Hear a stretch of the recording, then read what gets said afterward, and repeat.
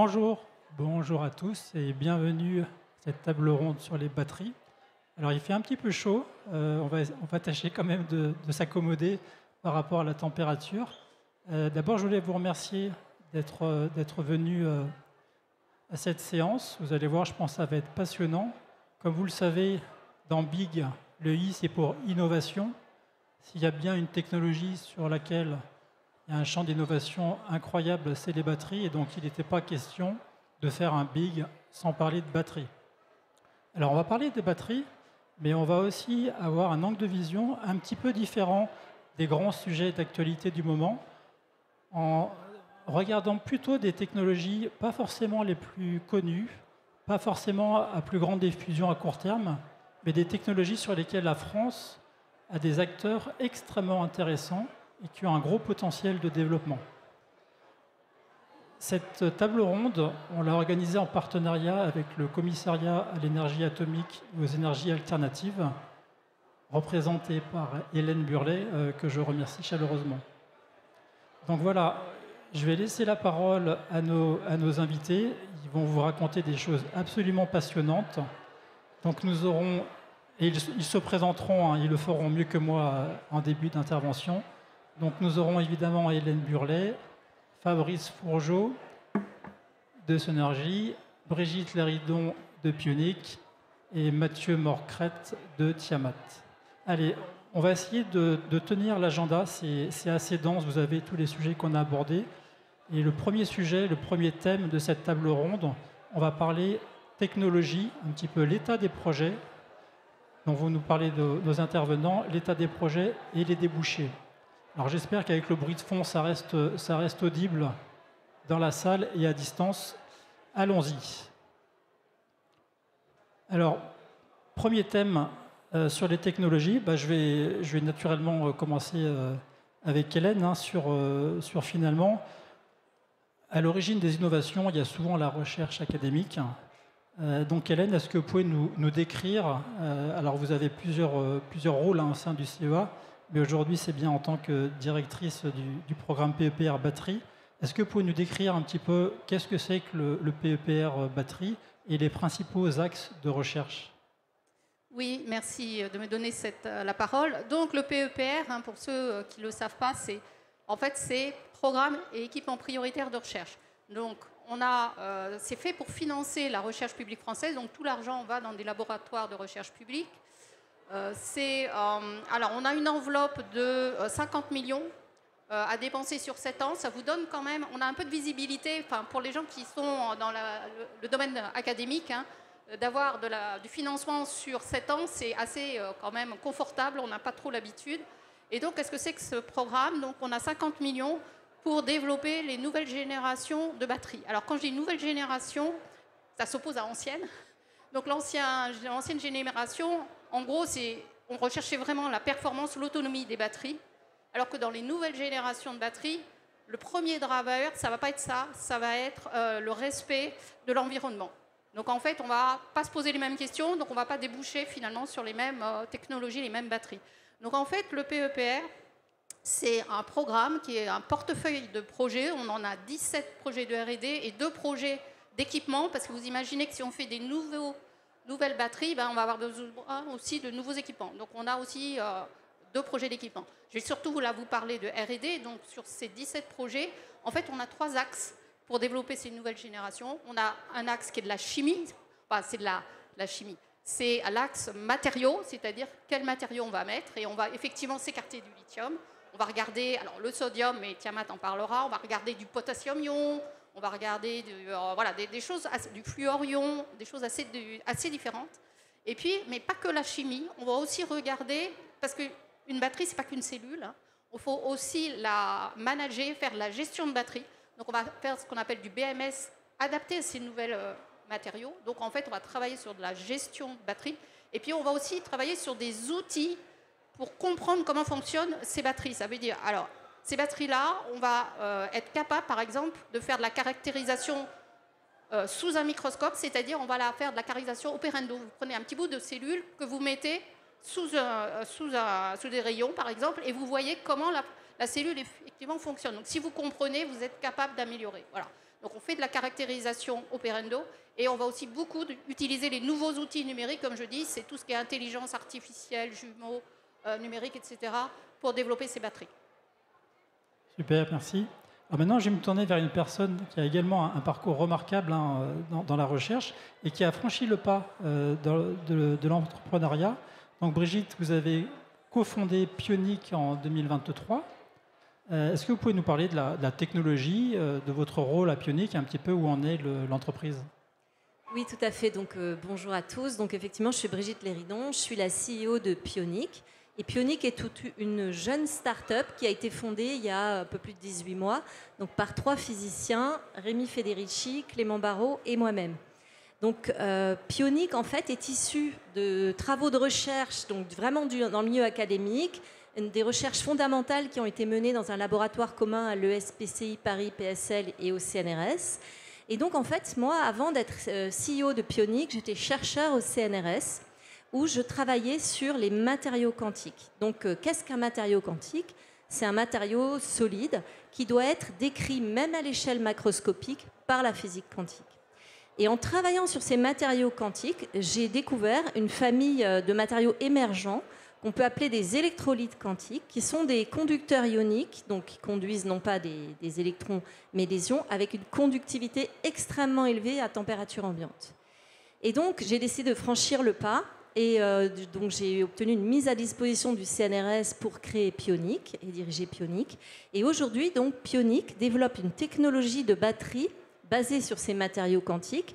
Le gros avantage, c'est qu'on évite des matériaux critiques comme le lithium et toute une collection d'autres matériaux critiques. On s'intéresse à des matériaux abondants. Et ça permet notamment de développer des technologies de batterie avec, par exemple, des électrodes de zinc. Technologies qui sont intéressantes parce qu'elles sont tout solides et elles sont tout à fait durables. Donc les avantages, c'est d'une part une plage de température étendue. On peut travailler à plus de 70 degrés, donc au-delà de l'état de l'art. C'est une sécurité totale, il n'y a pas de fuite de liquide, il n'y a pas de risque d'emballement thermique. C'est une très grande intégrabilité puisque le système est tout solide, donc on peut imaginer de l'intégrer à des cartes électroniques. Et puis, bien sûr, l'absence de recours à des matériaux critiques. Donc, Pionic a eu la chance d'être soutenu dès sa fondation par un fonds d'investissement Cantonation et également par BPI France. Et donc, aujourd'hui, Pionic, c'est une équipe de 12 personnes. On est encore très early stage. On a encore beaucoup d'étapes de R&D devant nous. Mais on est déjà sur le point de lancer des études pilotes avec des acteurs industriels pour démontrer la technologie dans des cas d'usage particuliers. Et donc, nos premiers produits verront le jour en 2029 et seront des micro-batteries pour être intégrés à des cartes électroniques, à des capteurs, à des objets du quotidien, comme par exemple des montres connectées. Super. Alors, on va continuer l'introduction avec un acteur qui est peut-être un peu plus avancé en termes de R&D, c'est Sonergy. Alors, Fabrice, un peu la même question que pour Brigitte. Est-ce que vous pouvez nous parler de Sonergy, votre rôle à Sonergy et où en est le projet? Merci David. Je vais d'abord me présenter. Donc, je suis Fabrice Fourgeau. Je travaille dans le domaine des batteries depuis 27 ans, après avoir obtenu un doctorat en sciences des matériaux. Et je suis depuis 2019 le directeur général de Sonergy. J'ai eu également l'opportunité de travailler dans le cadre des talents de haut niveau à l'étranger avec un grand groupe en Chine pour développer donc, le nickel-zinc et l'industrialisation du nickel-zinc. Suite à ça, nous aujourd'hui, Sonergy, c'est une société qui est fondée sur 50 ans d'histoire. Nous développons des batteries au zinc et nous sommes un acteur reconnu mondialement dans ce domaine-là. Nous avons 4 systèmes actuellement que nous développons. Le zinc, un système Redflow qui est du zinc manganate, le système zinc manganèse qui est la fameuse pile qu'on utilise, mais cette fois-ci elle est rechargeable. Et puis le système Zinguer. Et puis vient après un système qui a un impact environnemental faible et qui a des propriétés de sécurité très intéressantes, le nickel-zinc. mais qui a connu beaucoup de difficultés à émerger à cause de la formation de dendrites. Et à travers un projet européen qui a duré de 2021 à 2024, dans lequel j'étais coordinateur, avec 17 partenaires, on a permis, on est arrivé à bout du verrou technologique qui était la cyclabilité. On a aussi démontré une sécurité optimale sur des éléments de 100 ampères ou sur des modules de 1,25 kWh. On a démontré aussi qu'on avait une plage de température qui était plutôt favorable par rapport aux autres systèmes. On a aussi démontré que la recyclabilité était tout à fait intéressante et relativement facile. Donc tout un panel de caractérisation de ce système-là qui fait qu'on a maintenant une nouvelle offre sur le système des applications stationnaires avec qui associe une énergie, de la puissance, de la sécurité et qui devrait aussi nous permettre d'avoir un impact environnemental faible parce que les matériaux sont abondants et disponibles à travers le monde. C'est une technologie qui n'est pas maîtrisée par la Chine, donc ça nous donne un avantage certain. Et ça nous permettra sans doute de développer, en tout cas c'est ce que nous espérons, un peu plus de souveraineté dans ce domaine de batterie qui est très important aujourd'hui. Quand on entend une technologie qui n'est pas maîtrisée par la Chine, c'est vrai qu'on a les yeux qui brillent parce qu'il y a tellement de domaines dans lesquels il y a des enjeux de compétitivité forts que pourvu que ça dure, on va dire. Et on va terminer la séquence introductive avec un acteur qui est probablement plus connu du public. Alors je ne sais pas si on peut dire le grand public, mais au moins le public averti, qui a fait quand même parler de lui, dont on trouve certains produits déjà dans le commerce, et sur une technologie dont on entend de plus en plus parler, c'est le sodium. Donc même question pour vous, Mathieu, votre rôle au sein de Tiamat, et puis un petit peu où en est le projet. Oui, bonjour à tous. Donc, j'ai à peu près le même parcours. Je suis aujourd'hui mis à disposition par le CNRS pour être responsable technique de la start-up qui grandit Tiamat, qui développe alors vous l'avez dit, technologie sodium, mais il y a autant de technologies sodium-ion qu'il y a de technologie lithium-ion, donc je vais être obligé de préciser un peu parce que c'est un peu plus compliqué que juste mettre du sel dans une batterie. Donc il y a différents matériaux d'électrodes positives pour le sodium-ion, et on a, nous, deux générations de batteries sodium-ion, une qui est très mature à base d'un phosphate de vanadium, qui est notre génération 1, avec un TRL élevé qui va sur le marché aujourd'hui. Et puis une deuxième génération qui est moins mature et qui utilise des matériaux qu'on dit lamellaires et qui posent d'autres problèmes. Aujourd'hui, qu'est-ce que fait cette technologie génération 1 très avancée, Elle fait énormément de cycles de charge-décharge à forte densité de courant en charge, et ce que ne fait pas le lithium-ion. Et donc, sa place est dans des applications que le lithium ne peut pas faire, et donc qui demandent de la charge très rapide. Et quand je dis très rapide, je dis typiquement 5C, 20C en charge, donc ça fait à peu près 3 minutes de charge, avec une sécurité accrue et avec un nombre de cycles très très important. Mais une densité d'énergie massique moyenne, qui fait que ce n'est pas une technologie qui va adresser les marchés du véhicule électrique, d'où l'adéquation avec un marché qui est plus difficile à trouver aujourd'hui. Donc aujourd'hui, typiquement pour vous donner un ordre de grandeur, sur cette première génération, on consomme à peu près 25 tonnes de matière et d'électrodes positives pour produire des batteries qui vont ensuite dans des preuves de concept. Je crois qu'on reviendra sur les marchés après de Tiamat. Voilà, on est une équipe après de 35 personnes. Voilà. Très clair, merci. Et vous avez eu l'élégance de ne pas faire la promotion, mais je vais quand même partager l'information. On trouve aujourd'hui les cellules Tiamat dans de l'outillage portatif, dans des grandes chaînes de magasins de bricolage français. Alors, Hélène, vous nous parlez des principaux axes de recherche au niveau du PEPR. Un des sujets centraux, et je pense qui questionne à juste titre l'ensemble des parties prenantes, c'est l'enjeu de sécurité. Est-ce que vous pouvez nous dire quelques mots spécifiquement sur les travaux, sur la dimension sécurité des cellules? Oui, alors bien sûr, le PEPR adresse ces enjeux-là. Enfin, c'est pas responsable de développer des batteries sans aujourd'hui se poser la question de la sécurité. Alors, pour préciser, le PEPR travaille sur des batteries pour différentes applications. on a évoqué d'ailleurs, on travaille pour le stationnaire, on travaille aussi pour les machines-outils, on a aussi des développements sur en fait, des micro-batteries, puis des micro-batteries implantables, résorbables, hein, donc on voit que c'est très varié. Mais le problème sécurité, il est peut-être... Alors, il existe sur le stationnaire, mais encore plus marqué, et je dirais plus connu du public, sur tout ce qui est mobilité. Enfin, vous avez tous entendu parler. Alors, le risque... Parce que si on dit sécurité, c'est qu'il y a un risque. Hein, donc, il ne faut pas se cacher. Donc, c'est quoi le risque? Le risque, il est sur le fait que votre batterie, elle peut, en fait, si elle va trop en température ou dans un domaine, par exemple, de tension trop élevée, vous déclenchez, en fait, parce que c'est la chimie, hein, vous déclenchez des réactions parasites, et vous commencez à abîmer votre matériau. Et en fait, vous avez un risque après d'emballement thermique qui après peut aller jusqu'à un incendie, enfin un feu. Donc en fait, qu'est-ce qu'on peut faire par rapport à ça? En fait, on peut faire déjà, on choisit les matériaux qui sont, je dirais, les moins sensibles à ça, ou quand il y a des réactions parasites, elles sont lentes et on a le temps de les détecter et d'intervenir. En fait, c'est ça le principe. C'est un peu comme les fissures. Si vous voulez, dans des maisons, vous voyez une petite fissure, je la surveille du coin de l'œil, j'ai encore un peu de temps.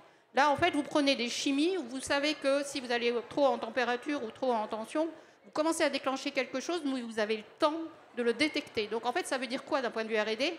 Il faut qu'on ait des capteurs capables de dire « Ah, j'ai enclenché une première réaction ». Il faut avoir du traitement de signal parce qu'en fait, on va mettre plein de capteurs sur plein de cellules parce qu'un stack de batterie, il y a un grand nombre de cellules.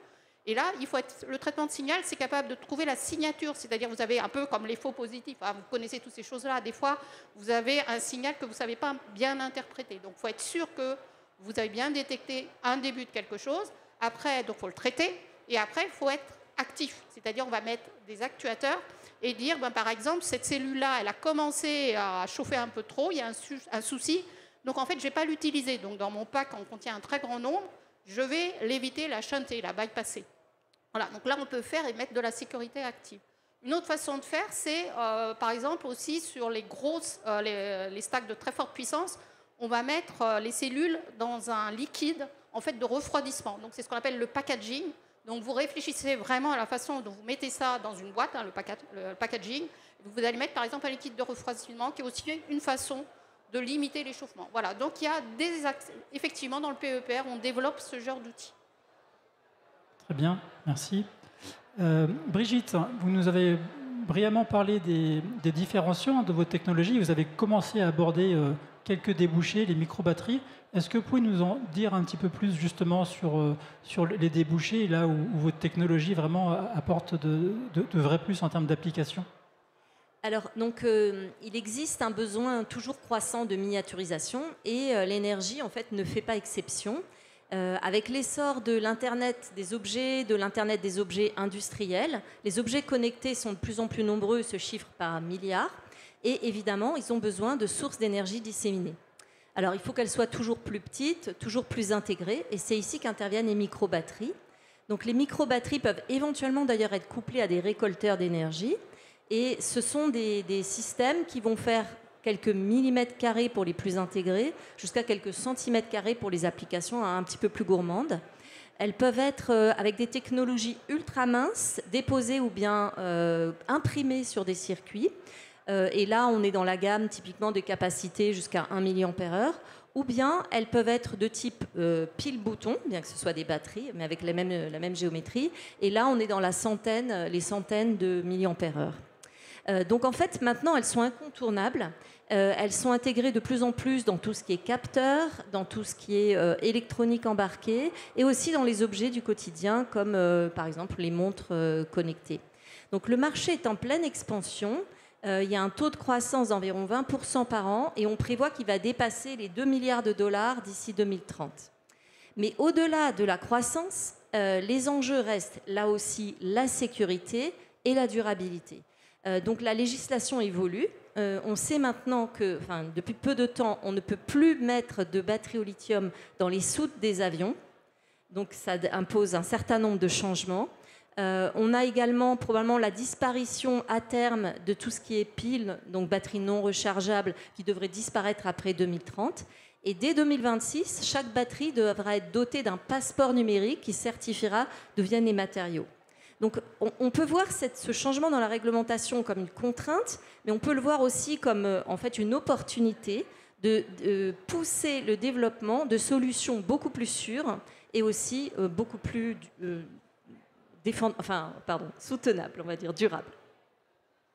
Très clair. Alors, sur notre technologie, donc je l'ai dit tout à l'heure, Pionic produit des batteries qui sont non inflammables, pas d'emballement thermique, donc on n'a pas les problèmes que peuvent rencontrer des batteries au lithium notamment. Donc, ce qui est quand même important, même pour des petites batteries, comme on l'a dit, la réglementation le prévoit, et aussi parce qu'il peut arriver qu'on doive transporter un grand nombre de ces petites batteries dans un conteneur, et donc c'est important aussi d'avoir des technologies qui ne risquent pas l'incendie. Ça marche. Fabrice, vous avez commencé à l'évoquer, peut-être vous pouvez nous donner un petit peu quelques détails sur l'avancement de votre projet industriel en termes de pilote, et puis si vous le souhaitez, les débouchés que vous envisagez. Bien sûr. Donc effectivement, nous, dans notre stratégie, maintenant que nous avons une technologie qui est validée, l'idée c'est d'installer une ligne pilote de prototypage avec une capacité d'ici 3 ans qui sera de 20 MWh. Nous développons à l'inverse de vous, des batteries de grande taille. Donc notre objectif c'est plutôt d'avoir des batteries de type 100 Ah ou 80 Ah avec des modules de 1 ou 2 entre 1 et 1,5 kWh pour créer donc des grands packs batteries, puisque on s'adresse aux applications du stationnaire. Dans les applications du stationnaire, on peut les classer dans 3 ordres, mais pour faire simple, on va déjà commencer à essayer de faire des démonstrations de l'ordre de 10 kWh avec des utilisateurs avec qui on a déjà travaillé. Je pense par exemple avec EDP, qui est l'équivalent de EDF mais au Portugal, avec qui nous allons faire 2 démonstrations. Une première démonstration pour simuler le fonctionnement de la batterie dans une station de recharge pour véhicules électriques, et puis une deuxième démonstration pour l'intégration des énergies renouvelables. Nous allons faire aussi, dans un campus italien, la même chose, c'est-à-dire implanter une batterie de l'ordre de 10 kWh pour gérer les sources d'énergie renouvelable et ensuite alimenter le campus universitaire. Et nous avons ensuite un dernier démonstrateur qui pour moi est très intéressant, qui est avec l'Institut Supergrid en France. Et Supergrid en France développe une source. Ils sont comme actionnaires, ils ont General Electric, Engie, et eux, en fait, ils ont un système de stockage de l'eau en hauteur. Le problème, donc, c'est une centrale hydraulique. La centrale hydraulique a une réponse qui est assez faible sur des temps de réponse rapides. Donc l'idée, c'est de coupler une batterie avec la centrale hydraulique de manière à étendre la réponse énergétique de la centrale hydraulique. Et les premiers tests qu'on a fait à travers le projet européen ont été très concluants. Donc nous allons reconduire cette démonstration à plus grande échelle. Et à terme, ce que nous souhaitons aussi, c'est continuer à développer ce type de projet. Un autre point aussi qui est important, qui sort du cadre du projet européen, nous sommes aujourd'hui engagés dans des projets militaires, parce qu'il y a une demande pour notre défense. Et donc nous avons été contactés pour ça, parce que la batterie finalement qu'on a développée offre cette sécurité qu'on ne peut pas rencontrer par exemple sur les batteries au lithium, et qui est un avantage qui peut être très conséquent par exemple sur un champ de guerre. Par exemple, quand on perce la batterie par un objet métallique, on n'a pas de chute de tension et on n'a pas de réaction particulière. Il faut attendre 10 heures pour voir que la tension tombe à 0. Donc ça a 2 avantages, par exemple. On ne perd pas forcément l'information une fois que la batterie, par exemple, sur laquelle elle reçoit une balle, et on n'a pas de dégâts collatéraux grâce à ça. Juste un mot, dans la stratégie que l'on va développer, on a l'intention d'ici 3 ans d'augmenter cette capacité de production autour de 100 MWh. Donc ça sera une phase intermédiaire avant de pouvoir adresser la Gigafactory, sachant que quand on regarde le marché, on sait que c'est à ce niveau-là qu'on devra être d'ici 2032. Merci. Et Mathieu, également, m'a parlé un peu des débouchés. Alors, j'ai un peu vendu la mèche sur l'outillage portatif, mais je crois que vous avez d'autres cas d'application avec peut-être plus de volume en perspective. Voilà, je vous laisse en parler en termes de débouchés. Oui, c'est toujours difficile de passer de la start-up qui invente à la start-up qui vend. Et donc, effectivement, il a fallu trouver l'adéquation entre les propriétés de la cellule que j'évoquais tout à l'heure, qui est la charge rapide, et les applications qui font des volumes suffisamment importants pour ensuite pouvoir faire une industrie en France. Et malheureusement, on n'adressait pas le véhicule électrique. Et donc, du coup, on n'a pas eu la chance de construire une ligne pilote en Europe. Et on n'a pas non plus trouvé de partenaires pour fabriquer nos cellules en Europe. Et ce qu'on a fait, c'est on est allé en Chine, qui, eux, savent industrialiser la batterie parce qu'ils ont la connaissance pour fabriquer ces cellules. Et donc, on a commencé à faire des preuves de concept en Chine depuis 3 ans. Et aujourd'hui, ça nous a permis de gagner effectivement 2 marchés importants, ce qu'on appelle l'entrée, qui est l'outillage portatif. Donc, on a fait 2000 cellules à Amiens, mais il y a 140 000 cellules qui seront produites au mois d'octobre pour l'outillage portatif en Europe. Donc, des visseuses, des perceuses, etc. Donc, où il y aura des batteries Tiamat, vous le verrez dans la presse. Malheureusement, ces 140 000 cellules, ça ne fait pas une usine. Ça ne fait pas les volumes qui permettent de diminuer les prix pour ensuite vraiment avoir un bon marché. Et c'est dans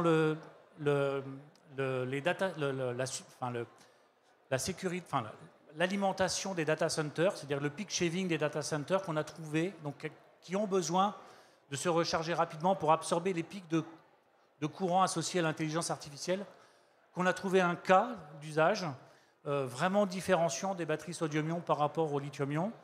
Et cet industriel américain qui est rentré au capital en même temps que Stellantis, qui s'appelle Endeavour, a aujourd'hui réservé toute la capacité de production de cellules des 3 prochaines années, incluant la ligne qu'on va construire à Bove du côté d'Amiens. Donc ça, c'est le dessert. Et si on arrive à contractualiser avec un fabricant de voitures, ces batteries qui se rechargent rapidement devraient permettre de faire de la récupération au freinage pour les véhicules hybrides. Et là, pour le coup, c'est le plat de résistance parce qu'en termes de volume, on devrait pouvoir avoir des volumes très, très importants. Voilà les 3 gros marchés, donc 2 qui sont déjà contractualisés et un 3e qui est en perspective forte. Merci, très encourageant. Voilà, je pense que le panorama a été parfaitement brossé. Vous savez maintenant à qui vous avez affaire et où en sont les projets. Je propose qu'on passe à la 2e thématique de cette table ronde. Et je pense que si vous êtes ici, vous le savez déjà, les batteries, c'est avant tout une chaîne de valeur qui va de l'extraction au recyclage. Alors évidemment, là, on a des acteurs qui sont plutôt positionnés, en tout cas en termes d'entreprise, sur la production de cellules. Mais l'enjeu de compétitivité pour la filière européenne, il est absolument central. Il va forcément intégrer l'ensemble de la chaîne de valeur. C'est ce qui aujourd'hui fait la force des acteurs asiatiques en Chine et en Corée notamment. Alors je vais commencer avec vous, Hélène. Justement, on vient de parler des acteurs asiatiques. Une de leurs forces, c'est notamment leur intégration verticale. Est-ce que vous pouvez nous donner des exemples qui montrent finalement l'importance d'avoir la vision globale à l'échelle d'un système complet? Oui, alors effectivement, ce qu'il faut voir, c'est que, je vais prendre un exemple très simple. Par exemple, on parle beaucoup de densité d'énergie. Donc en fait, on parle de quoi? On parle de kilowattheure par kilo. Vous prenez celui de la cellule, vous mettez ça dans un pack, et si vous prenez par exemple, alors je vais prendre un matériau comme le LFP, qui est, je dirais, plus stable que le NMC, enfin pour ceux qui connaissent, on a 2, alors c'est des lithium-ion, vous avez un matériau plus stable que l'autre, mais par contre, il a une densité d'énergie par kilo qui est plus faible. Mais si vous rajoutez son packaging, pour justement, si vous prenez celui qui est un peu plus, je dirais, performant, mais qui est moins sûr, moins fiable, vous êtes obligé de mettre plus de packaging. Donc en fait, vous mettez un poids, si vous voulez, ça se traduit en kilos, sur le module qui est fiabilisé. Donc vous ramenez ça, vous regardez la densité d'énergie sur le module fiabilisé, finalement l'écart il n'est plus si conséquent que ça. Donc c'est pour ça qu'on raisonne système. Donc ça c'est déjà pour dire, vous, au lieu de raisonner que sur la seule cellule, vous allez raisonner à un niveau d'un pack intelligent, fiabilisé, sécurisé. Et on peut même après imaginer, c'est que votre batterie, vous la rechargez. Donc en fait, on peut aussi raisonner en se disant, on va travailler sur le système de recharge, et il faut mettre de l'intelligence, de sorte que votre borne de recharge, d'abord, elle détecte la chimie, et puis c'est un petit peu comme quand vous faites le plein à la station essence, un liquide, hein, c'est facile, on sait quand est-ce que effectivement votre réservoir se remplit. Quand on fait de l'hydrogène, on a ce problème de pression d'hydrogène, il faut que ça soit dans le bon sens, c'est un peu plus compliqué. Et donc là, en fait, il faut qu'on soit capable de détecter quel est l'état de charge de la batterie pour savoir à quel moment on arrête de la recharger. Donc c'est de l'intelligence à mettre et dans la recharge et aussi éventuellement dans la cellule. Donc tout ça pour dire qu'il faut arrêter de se dire que la compétitivité s'arrête uniquement à la cellule, mais en fait on peut jouer sur toute la chaîne effectivement pour regagner en compétitivité par rapport aux cellules, même si elles sont... c'est plus compliqué au niveau de la cellule de regagner en compétitivité. Alors peut-être que je voudrais ajouter une autre chose un petit peu par rapport à ce qui vient d'être dit, c'est que c'est assez curieux parce qu'il y a quelques années, en fait, on disait on va baisser les coûts parce que compétitivité, ça veut dire aussi baisse des coûts. Hein. Donc si on veut baisser les coûts, en fait, on a intérêt à travailler, par exemple pour le stationnaire, de mettre des chimies qui sont aussi utilisées pour la mobilité parce qu'on va jouer sur justement cet effet masse, quantité, etc. Et à ce moment-là, vous avez une baisse des coûts.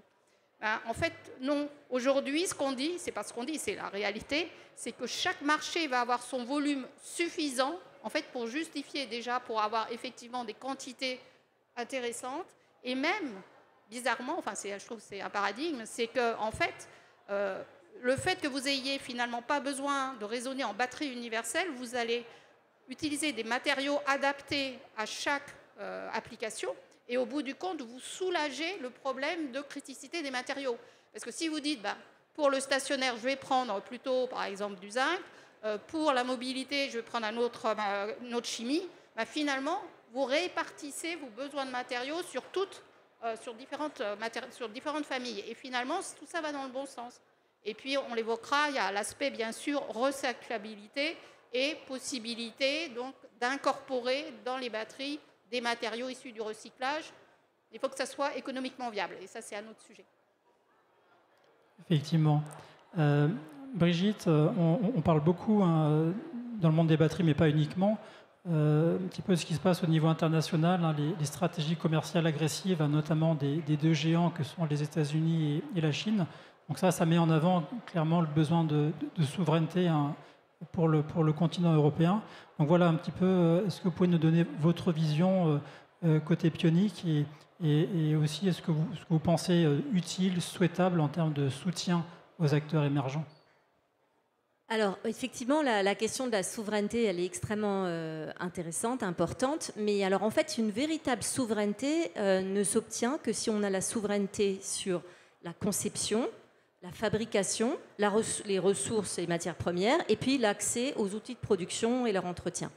Donc au-delà du concept de souveraineté, il y a un autre concept qui est intéressant, c'est celui de durabilité. Donc on pense durabilité environnementale, bien sûr, avec notamment la pression sur les écosystèmes et les populations liées à l'extraction des matières premières et à leur transformation. On pense aussi au bilan carbone.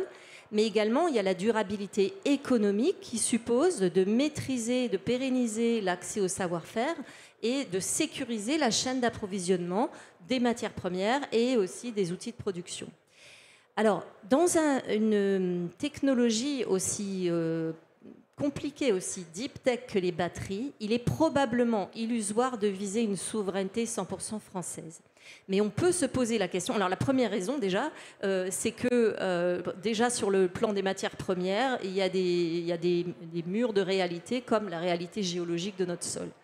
Mais au-delà de cela, on peut se poser la question d'une durabilité 100% Union européenne, ou bien, à défaut, de privilégier des partenariats avec des acteurs qui viennent de pays historiquement nos alliés, partageant nos valeurs, comme la Grande-Bretagne, la Norvège, le Canada, l'Australie, par exemple, tout en, évidemment, privilégiant la création de valeur sur le sol européen et sur le sol français. Donc, à cet égard, la technologie de Pionic est intéressante parce qu'elle source ses matériaux dans ces pays-là. Mais au-delà de ça, il y a deux choses très importantes. Le soutien à l'innovation, bien entendu, on ne le répétera jamais assez, c'est important, mais ça ne suffit pas. Je pense qu'il est important, en plus, de construire des véritables synergies européennes entre les institutions et les acteurs privés, entre par exemple les start-up disruptives et les acteurs historiques, traditionnels. En effet, et ça a été dit par mon collègue Fabrice, le moment difficile pour les entreprises de ce secteur, c'est le passage à l'échelle industrielle. C'est là qu'il y a tous les risques financiers et technologiques. Donc à ce moment-là, pouvoir bénéficier par exemple du retour d'expérience d'acteurs historiques qui ont plusieurs fois fait ce passage à l'échelle peut être très intéressant pour une société innovante. C'est aussi le moment où se pose la question des soutiens financiers institutionnels à l'industrialisation, qui sont aussi importants, mais qui, de mon point de vue, devraient être réservés aux entreprises qui ont su démontrer la viabilité économique de leurs produits. Construire une gigafactory pour un produit qui ne trouvera pas son marché, peut-être parce qu'il va être produit de manière beaucoup plus chère que ce qui est produit en Chine, par exemple, c'est un gaspillage de ressources inutiles. Donc je pense qu'il vaut mieux privilégier une approche, une croissance plus mesurée, plus maîtrisée, en se basant sur de véritables alternatives technologiques, donc de véritables disruptions, plutôt que de foncer vers l'échec, en fait, il me semble. Donc je dirais qu'il faut sortir peut-être d'une position réactive, par exemple par rapport aux technologies chinoises, si on veut vraiment bâtir une vision industrielle de long terme. Noté. Alors, vous avez dit le mot, hein, le passage à l'échelle. Alors justement, Fabrice, c'est quelque chose à laquelle vous allez être bientôt confronté. Donc, un peu même type de question, si finalement... alors, vous avez parlé d'un financement européen pour la partie R&D, mais là, vous allez avoir besoin de fournisseurs, de sous-traitants. Donc, comment est-ce que vous voyez, de votre point de vue, la structuration justement de la chaîne de valeur au niveau de l'Europe ? La première chose que j'aimerais dire, c'est que la chaîne de valeur, effectivement, c'est extrêmement important. Et j'ai eu l'expérience avec les Chinois. Quand ils nous ont acheté une technologie, la première chose qu'ils ont faite, c'est qu'ils ont remplacé tous les fournisseurs qu'on utilisait non chinois par des fournisseurs chinois. Donc je pense que ça, c'est quelque chose qu'on doit copier. Alors aujourd'hui, c'est difficile parce que le réseau en Europe est pas aussi étendu que celui qui est en Chine. Mais la stratégie que je pense qu'il faut adopter, c'est d'abord, avoir une brique technologique qui est intéressante, quels que soient les fournisseurs, c'est-à-dire intéressante en termes de coût pour qu'elle puisse être acceptée par le marché de manière acceptable, on va dire. Et ensuite, faire en sorte qu'on ait des projets collaboratifs avec des fournisseurs petit à petit qu'on considère qu'il est vraiment important d'avoir ce fournisseur en Europe. Et à travers ces projets collaboratifs, ça nous permettra en fait de développer les compétences de ce futur fournisseur et les compétences aussi, la capacité de production. Donc c'est un cheminement qui peut prendre plusieurs années, mais je pense que c'est le cheminement que l'on doit suivre. En faisant comme ça, on devrait normalement petit à petit reprendre une forme d'indépendance et réindustrialiser l'Europe. J'insiste sur le fait de l'Europe, je pense qu'il ne faut pas se cantonner à la France, parce que quand on est face à la Chine ou face aux États-Unis, il faut penser Europe. La France est un pays merveilleux, mais c'est un pays quand même qui est très petit par rapport à la Chine ou les États-Unis. Et on va terminer avec vous, Mathieu, toujours sur cette thématique. Effectivement, on a parlé de la Chine et Tiamat a aussi beaucoup de choses intéressantes à dire sur la Chine. Alors, vous l'avez bien dit en première partie, dans une cellule sodium, il n'y a pas que du sodium. Alors justement, est-ce que vous pouvez nous décrire un petit peu votre vision sur, de même, un petit peu les risques, les besoins en termes de localisation de la chaîne de valeur sur le territoire européen, parce qu'on est, je pense, tous d'accord pour dire que ce n'est pas à l'échelle d'un État membre que ça se fera, mais à minima à l'échelle de notre continent et des partenaires commerciaux stables. Oui, quand on présente la technologie sodium, généralement les gens disent Ah, vous n'avez pas besoin de, vous n'avez pas de problème. De toute façon, c'est du sel dans vos batteries. Donc non, il n'y a pas que du sel dans les batteries Tiamat. Hein. Donc on a effectivement énormément de composants. Et une grosse activité qu'a eu Tiamat ces 3 dernières années, c'est d'avoir les matériaux, enfin la supply chain, comme on dit. Hein. Et on a essayé, même si aujourd'hui on produit en Asie, mais l'objectif est bien de produire en Europe, hein, de sécuriser cette supply chain européenne. Donc le matériau d'électrode positive, il est fabriqué par un chimiste européen. Donc il est envoyé là-bas en Chine, hein, ce qui est un non-sens, mais en tout cas, on ne pouvait pas faire autrement. Et ensuite, en fait, c'est que 40% de la masse de la batterie. Tout le reste, en fait, il faut aussi s'approvisionner. Alors il y a le matériau d'électrode négatif qui n'est pas du graphite, mais qui est du carbone, qu'on appelle du carbone dur, qui est issu de la carbonisation de résidus, par exemple de noix de coco. Voilà, c'est comme ça qu'on fabrique des matériaux d'électrode négatif pour le sodium-ion. C'est assez rigolo. Ou bien issus de lignine qu'on trouve par exemple en Norvège. Donc on a un gros travail pour essayer d'identifier les acteurs qui permettent de nous fournir les matériaux, mais qui sont bien sûr pas au sacrifice de la performance de la cellule qui, comme je l'ai dit tout à l'heure, a rencontré son marché. Donc ça, c'est aussi pas forcément facile. Et puis il y a plein d'autres choses qui pour le coup, qu'on appelle des commodités, mais par exemple des solvants qui font l'électrolyte. C'est les mêmes solvants que le lithium-ion. Et aujourd'hui, ou l'aluminium. En fait, on utilise le même aluminium que le lithium-ion.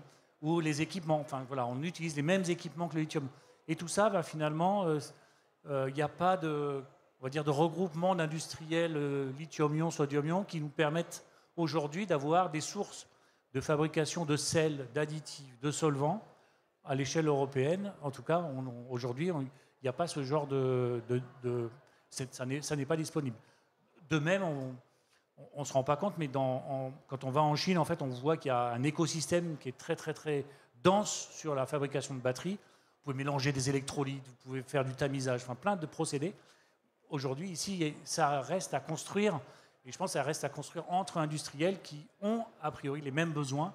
En tout cas, c'est ce que nous, on a identifié, et qui mériteraient de travailler ensemble pour, finalement, ne pas dépendre de sources extérieures, ou en tout cas stratégiques. L'aluminium, j'aime bien parler de l'aluminium parce qu'on est presque en train de perdre la fabrication de l'aluminium en France. Alors il y en a encore au Canada, qui est quand même un pays ami, mais bon, c'est important de ne pas oublier les commodités qui sont essentielles pour fabriquer une batterie et qu'on laisse à d'autres, en fait. Et sur des secteurs, on parlait de l'aluminium, où la France, en plus, avait des grands acteurs historiquement, mais on ne va pas remettre le couteau dans la plaie. En tout cas, très intéressant, merci beaucoup. Alors, on a parlé de technologie, on a parlé de débouchés, on vient de parler de la chaîne de valeur. Maintenant, je propose, pour terminer, il nous reste une dizaine de minutes pour le troisième thème, c'est finalement d'aborder un peu les leviers autres pour assurer la pérennité de la filière au niveau européen, des sujets comme la réglementation, comme la formation, les compétences. Je pense que vous avez des choses extrêmement intéressantes à nous dire. Alors, je vais recommencer avec Hélène. Hélène, peut-être vous pouvez nous parler de sujets que vous connaissez très bien. En termes de réglementation, c'est des sujets qui semblent assez majeurs d'évolution de réglementation sur le passeport batterie et la dimension un petit peu obligation de recyclage. Voilà, est-ce que vous pouvez nous décrire un petit peu ce qu'il y a dans les tuyaux? Oui, alors effectivement, Brigitte l'a déjà évoqué. Alors, il faut bien comprendre en fait ce qu'on développe au niveau de l'Europe, ce qu'on pousse. Il y a le concept de passeport, et je voudrais aussi évoquer le carnet de santé. Alors, vous savez la différence entre un carnet de santé et un passeport. Donc, en fait, c'est exactement la même chose pour les batteries. Le passeport, c'est vraiment utile pour savoir exactement d'où viennent vos différents matériaux et finalement quelle est la teneur en CO2 équivalent, si vous voulez, l'empreinte environnementale dans votre batterie. Donc, effectivement, avec ça, c'est une façon effectivement de se prémunir par rapport à certaines fabrications qui sont vraiment très impactantes sur le plan environnemental. On peut aussi imposer des quantités de matériaux recyclés à l'intérieur de vos batteries. Alors, je dirais, on a besoin de cette réglementation, mais cette réglementation, elle peut être appliquée que si on a les moyens de faire des mesures et des contrôles. Enfin, je veux dire, c'est facile de dire ça, mais après, vous imaginez bien, et c'est là où la R&D aussi peut intervenir, C'est quand vous avez une batterie, comment vous êtes capable de dire, bah oui, effectivement, elle a cette teneur en CO2 équivalent, voilà.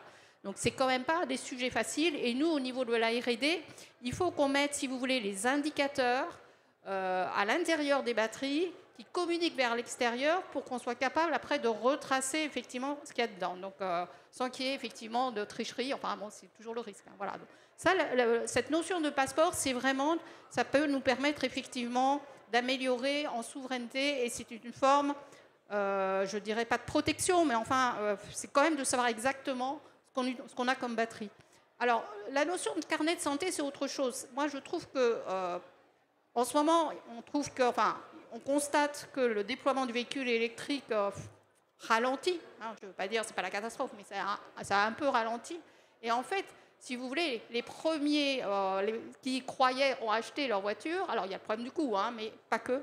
Et maintenant, il faut, je dirais, aborder des gens qui sont moins convaincus. Et en fait, outre le prix, je rappelle que c'est important, mais outre le prix, par exemple, moi, je connais autour de moi des gens qui disent ils ont peur de la panne sèche, ils ont peur, effectivement, du risque incendie, etc. Donc, ça veut dire qu'aujourd'hui, on n'a pas la confiance sur l'état de santé de la batterie. Donc c'est pour ça qu'on parle de carnet de santé, c'est-à-dire on est en train de développer au niveau de la recherche des façons pour mesurer, par exemple, là vous allez rigoler, mais quand votre batterie, la première fois quand on fabrique une batterie, on la forme, on fait une étape de formation, c'est-à-dire on l'active le matériau, et en fait déjà c'est, si vous voulez, il faut connaître l'état de santé de la batterie quand elle sort de l'usine. C'est comme un bébé qui sort de la maternité. Il sort avec son carnet de santé où il a déjà dit voilà ce qu'il a vu, voilà, il est dans quel état, quoi, quel poids il pèse, etc. Là, une batterie, c'est un peu différent.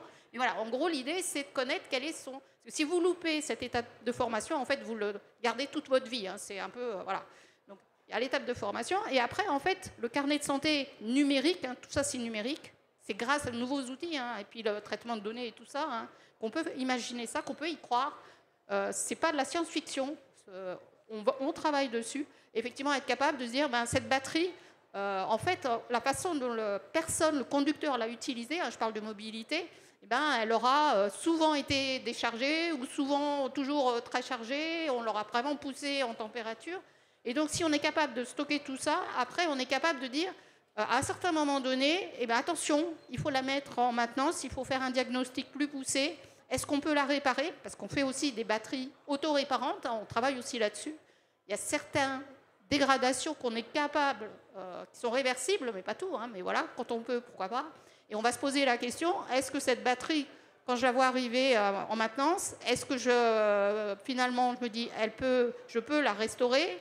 Je l'envoie vers un deuxième usage, moins contraint, avec d'autres cahiers des charges, ou au contraire, je l'envoie effectivement dans une filière de recyclage. Donc on voit que là, il y a des choses, et l'Europe, effectivement, doit pousser ses réglementations, et ça va aider énormément la filière. Merci beaucoup. Moi, j'aime beaucoup l'image passeport et carnet de santé. Je pense que ça permet de bien comprendre, et je pense que le message sera bien passé. Effectivement, je pense que l'enjeu de réassurance vis-à-vis du client, même si le marché automobile du véhicule électrique est en augmentation cette année, mais c'est vrai pas aussi rapidement que ce qu'on imaginait il y a quelques années. Donc l'enjeu de réassurance que vous venez de décrire, il est effectivement absolument central. Merci beaucoup. Alors Brigitte, de votre côté, un peu la même question sur les actions qui vous semblent prioritaires au niveau européen. Et je crois que vous êtes notamment assez attaché aux enjeux, d'ailleurs européens ou français, hein, vous êtes assez attaché aux enjeux de formation et de compétences de métiers d'avenir. Oui, tout à fait. Sur la réglementation, je voudrais dire un mot. Donc, effectivement, la réglementation, les politiques commerciales doivent s'aligner sur les enjeux environnementaux, géopolitiques. C'est ce que fait l'Europe déjà. Donc, ça a été dit. Mais je voudrais dire quand même que si on veut vraiment développer des technologies de rupture qui soient différenciantes par rapport à la Chine et aux États-Unis, il est important de bénéficier d'un cadre réglementaire et commercial stable, clair et prévisible. En fait, ce sont des domaines où les cycles d'innovation sont très longs.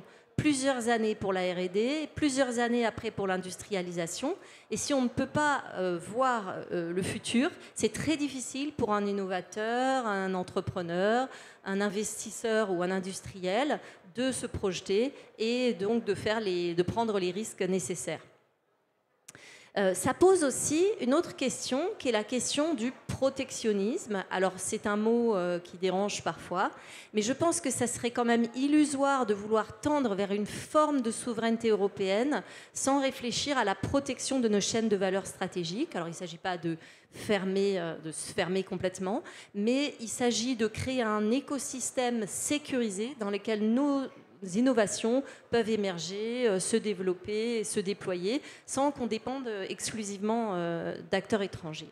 Donc à cet égard, la Chine a su vraiment incarner une vision en matière d'indépendance énergétique. On peut citer par exemple la société CATL, qui a vraiment porté l'industrialisation des batteries à un niveau inégalé.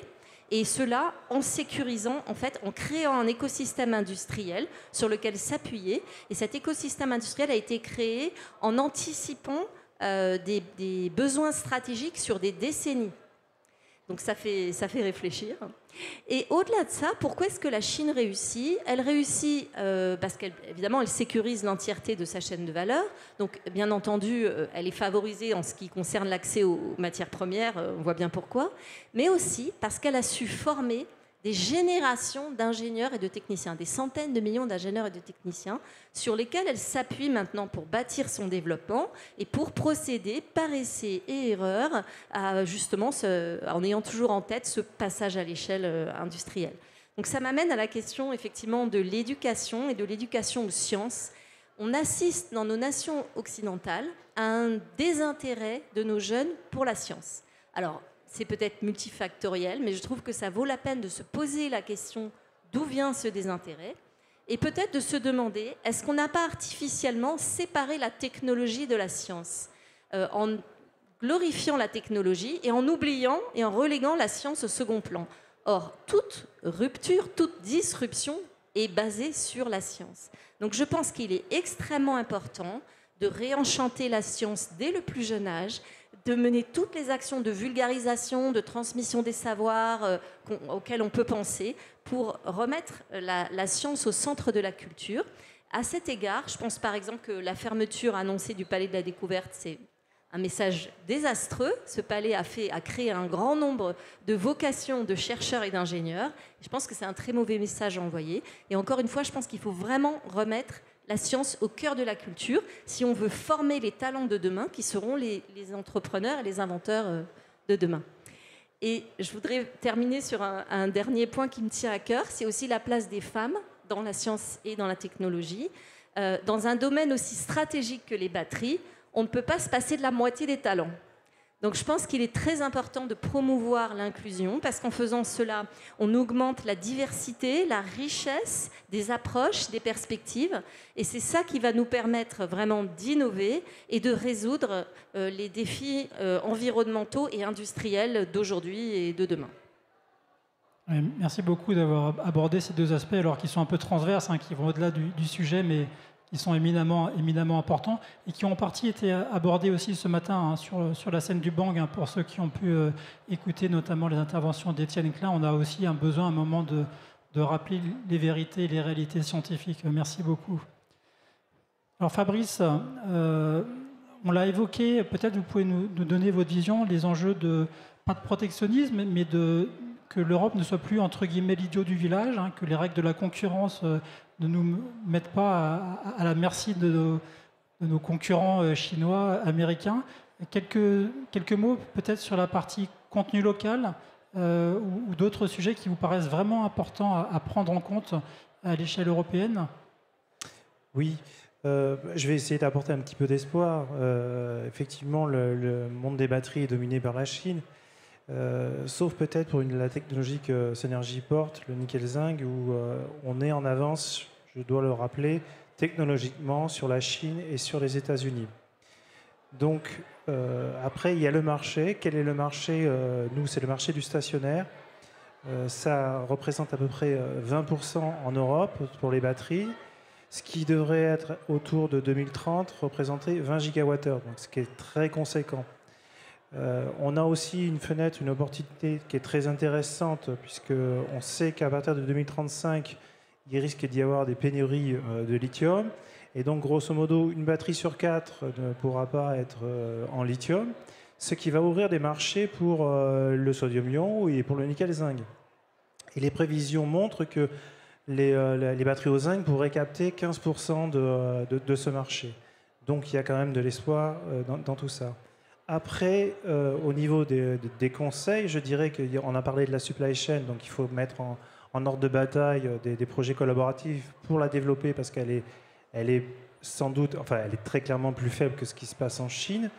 Il y a aussi des réglementations qui peuvent être mises en place. Le cas du recyclage est quelque chose de très intéressant. En 2023, donc, il y a une nouvelle circulaire qui est sortie, qui va être relativement contraignante pour les batteries au lithium. Par contre, qui sera un avantage pour le nickel-zinc parce que ça se recycle facilement. Et donc ça va être un avantage aussi pour le nickel-zinc. Autre avantage sur lequel je pense que c'est l'idée qu'on doit avoir, il faut avoir une très forte automatisation de notre industrialisation. Ça permettra en fait de rendre marginal le coût de la main-d'œuvre, puisqu'il y a toujours une différence entre le coût de la main-d'œuvre qui est en Chine et ici. Et sur une technologie comme le nickel-zinc, qui ne présente pas de difficultés particulières, on n'a pas besoin de salle blanche, on n'a pas besoin de contrôler l'humidité, on n'a pas de produits toxiques, c'est beaucoup plus facile. Autre chose, je pense qu'il faut penser à l'énergie. On sait que l'énergie, le coût de l'énergie finalement est plus bas en Chine ou aux États-Unis. Or, c'est complètement aberrant quand on est français de se dire on a cette puissance nucléaire, pourquoi pas mettre en place des réglementations pour des industries spécifiques et tirer avantage de ceci. Également, je pense que pour les acteurs nouveaux comme nous, ce qui peut être intéressant, c'est de mettre en place des réglementations qui pourraient faciliter le financement, faire en sorte qu'un investisseur, ça lui coûte moins cher d'investir dans des secteurs d'innovation. Voilà, moi, c'est ces pistes-là auxquelles je pense aujourd'hui. Merci beaucoup. Et on va terminer avec vous, Mathieu. Alors, si possible, en 2 minutes pour pouvoir avoir des questions. Je suis désolé, comme vous êtes le dernier. Vous l'avez évoqué brièvement tout à l'heure, il y a une deuxième génération qui est dans les cartons, qui va viser le marché de la mobilité. On sait que c'est un marché qui est extrêmement concurrentiel. Il y a notamment des technologies LFP à très bas coût. Donc voilà un petit peu. La Gen 1, vous nous avez dit, où vous avez un produit qui est relativement bien positionné. La Gen 2, la mobilité, quels seront pour vous les enjeux justement pour assurer la compétitivité et protéger l'émergence de la technologie en Europe ? Oui, alors je vais finir sur la Gen 1 en disant que c'est problématique de réglementation, de certification. On est acteur au même titre que nos concurrents, AINA, CATL, sur la réglementation sodium-ion. Donc on est co-acteur de la réglementation européenne et mondiale sur ce sujet, sur le transport, etc. On adresse bien évidemment la problématique du recyclage, parce que comme on produit déjà des cellules, il faut recycler la matière première, récupérer le vanadium, et donc on a un projet avec la société Mekaware, qui est aussi bien connue en France. Et donc ça, c'est sur la partie génération 1. La génération 2, donc j'ai dit que c'était une génération qui a été avec un niveau de TRL plus bas, qui doit adresser des densités d'énergie qui soient comparables au LFP pour des applications véhicules électriques. Stellantis étant dans notre étant co-investisseur de la société, vous comprenez bien l'intérêt de Stellantis pour cette génération 2, qui doit donc du coup concurrencer le LFP avec les propriétés du LFP qui sont particulières, une durée de vie très importante, une sécurité accrue et un dumping financier qui est difficile à contrecarrer. Donc qu'est-ce que je peux souhaiter, c'est que le coût du lithium augmente. Donc ça, c'est pas forcément bon pour tout le monde. Non, en fait, je rejoins ces questions de visibilité. Et nos concurrents asiatiques qui développent le sodium-ion souffrent aussi du dumping sur le lithium. Et ils n'ont pas les mêmes contraintes que nous. Je rejoins aussi la réglementation sur les technologies innovantes. Ils sont financés que par l'État. Donc c'est un peu plus facile pour eux de survivre quand on est dans l'innovation dans ces pays-là. Donc notre génération 2, effectivement, il faut qu'elle trouve son marché, il faut qu'elle trouve son coût, et il faut qu'elle sache se positionner avec la concurrence. je dirais qu'on a un petit peu plus de visibilité, de temps pour innover et pour l'amener à ce niveau de maturité, parce qu'aujourd'hui le coût du lithium est très très bas et donc il faut, voilà, on y travaille durement. Voilà. Parfait, merci beaucoup. Alors moi j'ai trouvé ça, j'espère que c'était le cas également, j'ai trouvé ça passionnant. Je vais essayer de conclure en 1 minute pour qu'on puisse prendre 1 ou 2 questions. J'aurais envie de résumer en 1 minute en 2 mots, c'est optimisme, parce qu'on voit qu'on a de beaux projets issus de la R&D en France et qu'il faut vraiment soutenir. Et également lucidité, parce que ça a été abordé, il y a énormément de défis sur le passage à l'échelle, l'industrialisation et derrière trouver les débouchés. Donc moi ce que je vous propose, c'est que, 1, parce qu'ils ont fait une super prestation dans des conditions climatiques pas évidentes, 2, parce qu'ils ont fait des très belles choses jusqu'ici, et 3, parce qu'ils ont besoin de beaucoup d'encouragement pour la suite, d'applaudir nos 4 invités.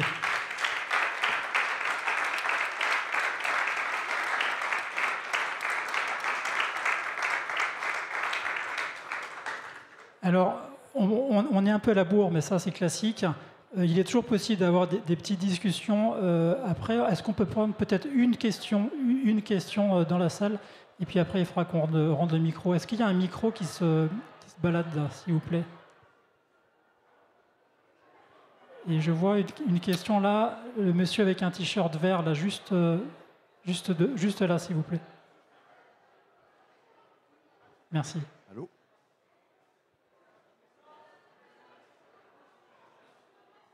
Oui. Faut appuyer. Oui, c'est une question pour Mathieu. Vous parliez de vous limiter sur la batterie sodium, sur les hybrides, au niveau du freinage. Pourquoi ne pas vous projeter directement sur une batterie complète, en full électrique? Moi, je pars du principe qu'une batterie sodium-ion peut charger linéairement entre 5 et 10 C de 0 à 100%, alors qu'une LFP va être limitée de 20 à 80 avec un pic à 4 C. Donc théoriquement, si on calcule bien, avec une 60 kWh sodium, je vais faire jeu égal avec une 80 kWh LFP. Sur un trajet de 1000 km, on va faire des temps identiques de parcours. Pourquoi vous vous arrêtez simplement aux hybrides? Parce que c'est une technologie qui aujourd'hui coûte cher. La densité d'énergie étant plus faible que le LFP, du coup, toutes les commodités évidemment pèsent dans le coût de la cellule. Et la stratégie, il n'a pas été identifié que ces cellules pouvaient être utilisées dans les véhicules électriques, malgré ce que vous voulez dire. Si vous permettez, moi je pars du part. Quand j'ai dit 60 kWh et 80, c'était justement pour tenir à poids égal de batterie. Oui, je sais. Donc, mais ce calcul a été fait. Et, voilà, on a regardé l'opportunité de ça et ça ne fonctionne pas. On pourra poursuivre la discussion assez technique. Est-ce qu'il y avait une deuxième main qui se levait? Bonjour, merci beaucoup pour vos exposés. Alors, je suis désolé, j'ai également une question pour Mathieu et également pour Patrick, si je peux faire une double question. C'est quels sont les freins pour aller vers des batteries stationnaires N-ion, étant donné que certains acteurs le font, pour Tiamat? Et l'autre question pour Patrick, c'est vous parlez de la technologie nickel-zinc, où vous avez un avantage concurrentiel par rapport aux acteurs chinois. Quid du raffinage du nickel qui est dominé par la Chine? Alors, de la même façon qu'il y a énormément de technologies sodium-ion, lithium-ion, il y a aussi 25 applications d'utilisation d'électricité dans le stationnaire. Donc, ça va être difficile de répondre à votre question. Les batteries Tiamat sont pour des data centers, donc on va dire que c'est du stationnaire pour faire du peak shaving. Donc, on a cette application-là. Après, pour stocker dans la durée, toute la journée de l'énergie renouvelable, le coût de la batterie joue un rôle. Et donc, on n'a pas non plus identifié aujourd'hui de marché en tout cas d'acteurs qui voulaient acheter des batteries sodium-ion de génération 1 pour ces applications stationnaires. Donc, je vais répondre à votre question. En fait, on est meilleur que les Américains et que les Chinois par rapport à la cyclabilité, puisqu'on a pu démontrer jusqu'à 3900 cycles à 100% de DOD en faisant des charges à 1C, une décharge à 1C. Ça nous positionne très largement au-dessus, puisque la plupart des autres acteurs sont inférieurs à 1000 cycles. Et ça nous permet en fait de regarder les applications stationnaires. Beaucoup d'applications stationnaires nécessitent au moins 2000 cycles. Donc ça, c'est un premier point. Donc là, on rentre en concurrence avec le LFP, par exemple. L'autre question, c'est par rapport effectivement au nickel. Aujourd'hui, le nickel est beaucoup moins tendu parce que il y a eu un basculement de la Chine, du NMC vers le LMPF. Ce qui fait que la demande en nickel de qualité batterie n'est plus sous tension. Et les projections de prix du nickel montrent que ça va rester stable au moins jusqu'en 2030, en tout cas les projections jusqu'en 2030. Et puis même, on peut considérer que le prix a baissé, puisqu'aujourd'hui, le prix au LME, c'est 15 $ le kilo. Alors que les projections sur lesquelles on se basait plutôt, c'était plutôt autour de 20 $ le kilo. Et donc ça, c'est quelque chose qui devrait rester stable. Après, il est vrai qu'on a des sources de nickel qui pourraient provenir de France, mais aujourd'hui, ce nickel n'est pas de qualité batterie. Donc ça fait partie effectivement des choses à développer au niveau de la supply chain. Je n'ai pas les compétences pour vous répondre si c'est facile ou pas, mais clairement aujourd'hui on n'a pas trop de difficultés à court terme sur le nickel. Si on veut augmenter notre souveraineté, je pense que ça serait intéressant effectivement de développer du nickel de qualité batterie par des acteurs européens. Et j'espère que ça se fera. Je termine juste un mot là-dessus, et c'était assez marrant. Aujourd'hui, on se fournit en zinc en Europe, on n'a pas de souci là-dessus, et on se fournit auprès d'un acteur européen sur l'hydroxyde de nickel. Mais cet acteur européen a déplacé sa production en Chine. Donc peut-être qu'à terme, une fois qu'on aura développé une industrie en France, et puis peut-être ensuite en Europe, avec ce système-là pour le marché stationnaire, parce que le marché stationnaire pourrait être beaucoup plus grand que celui du véhicule électrique.